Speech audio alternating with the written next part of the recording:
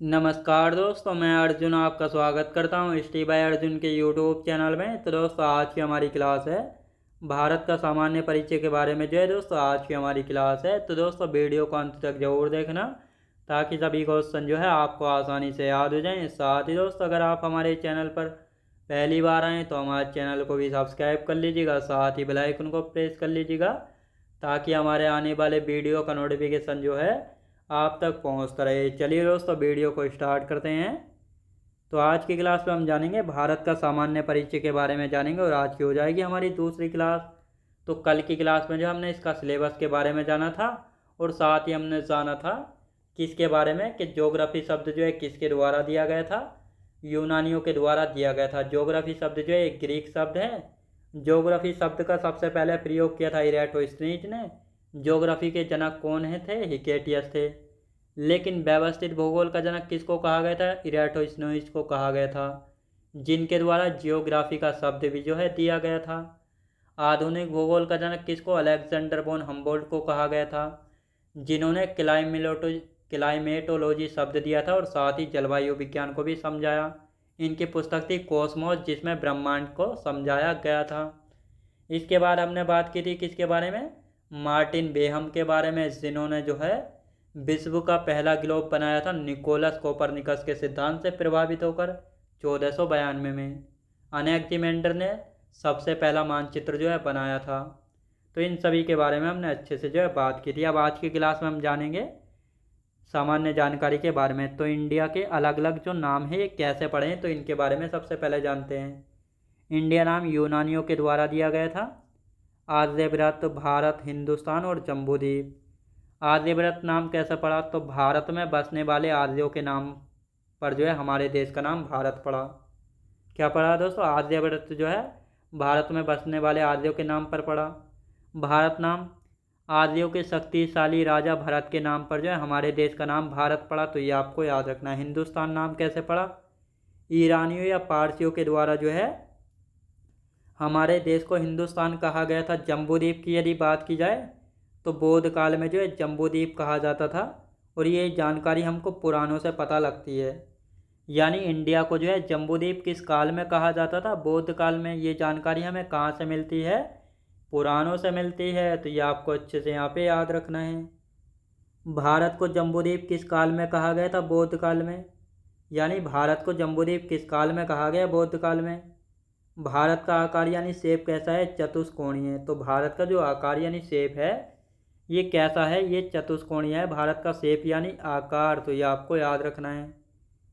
भारत में कितने राज्य हैं? तो भारत में 28 राज्य हैं। कितने? 28 राज्य हैं। केंद्र शासित प्रदेश कितने? 8 यूटीज हैं। और भारत का क्षेत्रफल कितना है? तो भारत के क्षेत्रफल की यदि बात की जाए तो 32,87,263 वर्ग किलोमीटर जो है भारत का क्षेत्रफल हो जाता है, तो ये आपको अच्छे से यहाँ पे याद रखना है। भारत पृथ्वी का 2.4% भाग घेरे हुए है।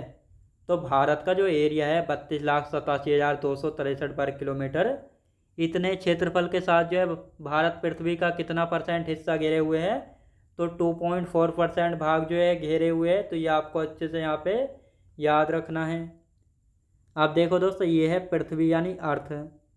पृथ्वी के बीचों बीच से कौन सी रेखा गुजरती है? यह आप सभी को पता होगा। भूमध्य रेखा, विषुवत, इक्वेटर, 0 डिग्री रेखा।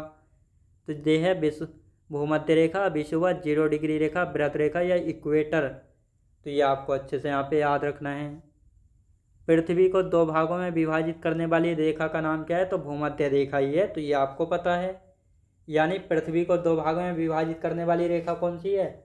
भूमध्य रेखा, क्योंकि पृथ्वी के बीचों बीच से भूमध्य रेखा ही तो गुजर रही है, तो ये आपको याद रखना अच्छे से। अब देखो, ये हमने पृथ्वी बनाई और पृथ्वी के बीचों बीच से कौन सी रेखा खींची गई? यह है भूमध्य रेखा। कौन सी है? यह है भूमध्य रेखा। अब भूमध्य रेखा से जब नॉर्थ पोल की तरफ चलते हैं तो ये जो है ये अक्षांश रेखाएं जो है छोटी होती चली जाती है और यहाँ पर जो है ये सर्कल बन जाता है, और ये इसी प्रकार ये साउथ पोल है और ये है नॉर्थ पोल। तो दरअसल दोस्तों पृथ्वी का जो है हमें केवल फ्रंट भाग दिखाई देता है, लेकिन एक्चुअल में पृथ्वी कैसी है? गोल है। अब ये जो रेखाएं खींची गई इस प्रकार ये सर्कल होती हैं और इसलिए इनको हम बृहद सर्कल भी कहते हैं। क्या? बृहद सर्कल या ग्रेट सर्कल इनको हम कहते हैं। तो एक्चुअल में इस प्रकार की होती हैं, तो ये आपको अच्छे से यहाँ पे याद रखना है। अब यहाँ पे हम जानेंगे भूमध्य रेखा के उत्तर में और दक्षिण में कौन कौन सी रेखाएं हैं। तो आप दोस्तों सबसे पहले हम बात करते हैं, ये अर्थ यानी पृथ्वी हमने यहाँ पे बना रखी है। पृथ्वी के बीचों बीच से कौन सी रेखा खींची गई, ये आप सभी को पता है, विषुवत रेखा खींची गई है। और विषुवत रेखा के दक्षिण में कौन सी, मकर रेखा है, जो कि 23.5 डिग्री दक्षिणी अक्षांश है। और ये है कर्क रेखा, जो कि 23.5 डिग्री उत्तरी अक्षांश है। तो ये आपको समझ आया होगा, कर्क रेखा जो है विषुवत रेखा के उत्तर में है और मकर रेखा विषुवत रेखा के दक्षिण में है। तो ये आपको अच्छे से यहाँ पे याद रखना है। अब गोलार्ध के बारे में बात कर लेते हैं। गोलार्ध क्या होता है, गोलार्ध क्वेश्चन इससे भी बनता है। तो ये पृथ्वी यानी ये है पूरा गोला, तो पूरे गोले के आधे गोले को हम गोलार्ध कहते हैं, यानी जो पूरा गोला है उसको गोलार्ध कहते, उसको जो है गोला कहते हैं। लेकिन पूरे गोले को जब हम दो भागों में बांट करते हैं तो पूरे गोले के आधे गोले को कहते हैं हम गोलार्ध। तो दोस्तों देखो, ये पृथ्वी के हमने दो भाग कर लिए यहाँ पे। तो ये जो है दोस्तों, ये नॉर्थ है और ये साउथ। तो इसको कहते हैं उत्तरी गोलार्ध और इसको कहते हैं दक्षिणी गोलार्ध। तो ये आपको समझ आया होगा, यानी पूरे गोले के आधे गोले को गोलार्ध कहते हैं। तो ये हुआ उत्तरी गोलार्ध और ये हुआ दक्षिणी गोलार्ध। अब उत्तरी गोलार्ध को हम स्थलीय गोलार्ध भी कहते हैं और दक्षिणी गोलार्ध को जलीय गोलार्ध कहते हैं। अब इसको स्थलीय और जलीय गोलार्ध कहने का मकसद क्या है, जो उत्तरी गोलार्ध है इसमें जो है दोस्तों लैंड यानी स्थल जो है लगभग 60% पाया जाता है, इसलिए इसको स्थलीय गोलार्ध कहते हैं। जो दक्षिणी गोलार्ध है यहाँ पर जलीय गोलार्ध इसलिए कहा जाता है क्योंकि यहाँ पर 81% जो है जल पाया जाता है और 19% जो है स्थल यानी लैंड जो है यहाँ पे पाया जाता है, इसलिए इसको दक्षिणी गोलार्ध को जलीय गोलार्ध भी कहा जाता है। तो ये आपको अच्छे से यहाँ पे याद रखना है। अब यहाँ पे बात करेंगे, भारत विश्व का 7वां बड़ा देश है, यानी भारत जो है क्षेत्रफल के मामले में कितना बड़ा देश है, 7वें स्थान पर आता है, जिसका एरिया है 32,87,263 वर्ग किलोमीटर। भारत किस रेखा के उत्तर में स्थित है, भूमध्य रेखा के उत्तर में स्थित है भारत। तो ये आपको याद रखना है, जो भारत है ये जो है भूमध्य रेखा के उत्तर में स्थित है। कहाँ पे, भूमध्य रेखा के उत्तर में स्थित है। अब देखो दोस्तों, ये भारत है ना, ये कर्क रेखा खींची गई और ये भूमध्य रेखा। तो भारत किस रेखा के उत्तर में, भूमध्य रेखा के। तो ये आपको याद रखना है। भारत किस गोलार्ध में स्थित है, उत्तर पूर्वी गोलार्ध में स्थित है। अब ये उत्तर पूर्वी गोलार्ध में स्थित कैसे है, तो इसको हम समझते हैं कैसे जो है ये उत्तरी पूर्वी गोलार्ध में स्थित है। अब ये हमने यहाँ पे अर्थ यानी पृथ्वी जो है बना ली है। ये कौन सी रेखा है, ये है विषुवत रेखा। अब दोस्तों यहाँ पर जो है एक रेखा ये हमने खींच ली 0 डिग्री देशांतर रेखा। अब दोस्तों यदि हम बात करेंगे तो ये है भारत। तो ये क्या है, ये हमारा भारत है। नॉर्थ और ईस्ट इन दोनों के बीच में पड़ता है। तो भारत किस गोलार्ध में हुआ, उत्तर पूर्वी गोलार्ध में हुआ। तो ये आपको अच्छे से यहाँ पे याद रखना है। अब भारत किस कटिबंध में है, तो भारत जो उष्ण व उपोष्ण कटिबंध में स्थित है। अब देखो दोस्तों, ये है हमारा प्यारा भारत। भारत के बीचों बीच से कौन सी रेखा खींची गई है, तो ये जो है ये है कर्क रेखा, जो कि भारत के बीचों बीच से रेखा खींची गई है, कर्क रेखा। कर्क रेखा के उत्तर वाला भाग जो है उपोष्ण कटिबंध है और कर्क रेखा के दक्षिण वाला भाग है उष्ण कटिबंध। तो इसका मतलब भारत किस कटिबंध में, उष्ण व उपोष्ण कटिबंध में स्थित है भारत। तो ये आपको अच्छे से यहाँ पे याद रखना है। तो ये आपको समझ आया होगा किस गोलार्ध में है, किस कटिबंध में है। अब यहाँ पे हम बात करते हैं क्षेत्रफल के हिसाब से 10 बड़े देश कौन कौन से हैं विश्व में। तो विश्व में जो है क्षेत्रफल के हिसाब से 10 बड़े देश कौन कौन से हैं, तो हेडिंग डाल देंगे क्षेत्रफल के हिसाब से 10 बड़े देश। तो पहले स्थान पर तो आप सभी को पता है रूस यानी रसिया जो है क्षेत्रफल के मामले में सबसे बड़ा देश है। दूसरे पर कनाडा है, तीसरे पर अमेरिका, चौथे पर चाइना। अब यहाँ पे बहुत सारे बच्चों को कन्फ्यूजन रहती है कि चाइना जो है तीसरे स्थान पर आता है क्षेत्रफल के मामले में और जबकि अमेरिका चौथे पर है। तो यहाँ पे मैंने इनका एरियाज यानी क्षेत्रफल जो है लिखा हुआ है, जिससे आपका डाउट जो है एकदम क्लियर हो जाएगा। तो अमेरिका का कितना है, 98,26,600 वर्ग किलोमीटर। और साथ ही यदि हम बात करते हैं चाइना का 95,96,900 कितना 961 वर्ग किलोमीटर। तो ये आपको समझ आया होगा, लगभग अमेरिका का 2 लाख वर्ग किलोमीटर क्षेत्रफल जो है चाइना से ज़्यादा है। तो इसका मतलब अमेरिका तीसरे स्थान पर आएगा क्षेत्रफल के मामले में।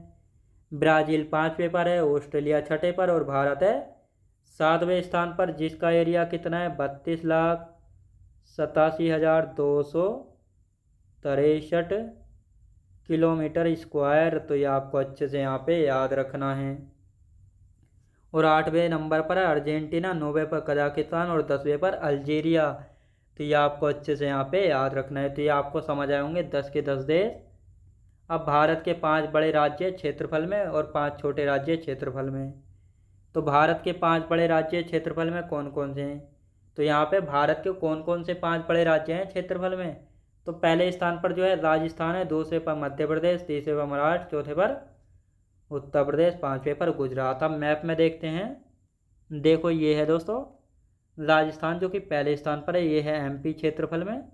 तीसरे पर ये रहा महाराष्ट्र, चौथे पर यूपी है और 5वें पर गुजरात। तो ये आपको समझ आया होगा 5 राज्य क्षेत्रफल में कौन कौन से भारत के। तो राजस्थान, एमपी, महाराष्ट्र, उत्तर प्रदेश और गुजरात। अब भारत के 5 छोटे राज्य कौन कौन से हैं क्षेत्रफल में?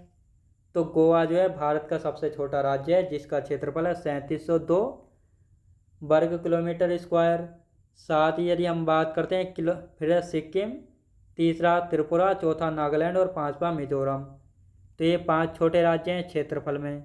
देखो दोस्तों सबसे छोटा राज्य कौन सा है? ये है गोवा। तो ये देखो इतना सा गोवा है ये। दूसरे पर ये रहा सिक्किम, देखो ये सिक्किम है। तीसरे पर ये रहा त्रिपुरा ग्रीन वाला, ये है। 5वां मिजोरम और ये है नागालैंड चौथा।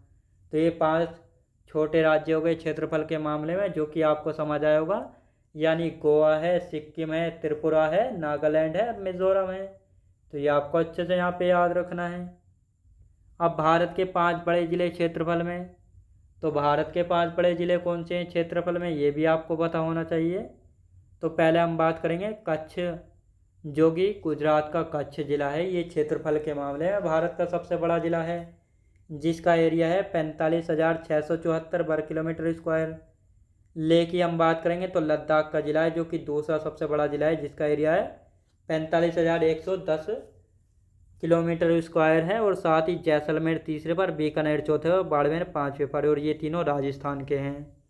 तो ये आपको आज की क्लास आपको पसंद आई होगी। तो मैं उम्मीद करता हूँ आपको वीडियो क्वालिटी, कंटेंट वगैरह सभी कुछ आपको पसंद आया होगा। पसंद आया तो लाइक से और सब्सक्राइब करना बिल्कुल भी ना भूलें। साथ ही दोस्त अगर आप हमारे चैनल पर पहली बार आएँ तो हमारे चैनल को भी सब्सक्राइब कर लीजिएगा, साथ ही बेल आइकन को प्रेस कर लीजिएगा, ताकि हमारे आने वाले वीडियो का नोटिफिकेशन आप तक पहुंचता रहे। चलिए दोस्तों मिलते हैं नेक्स्ट वीडियोज़ में।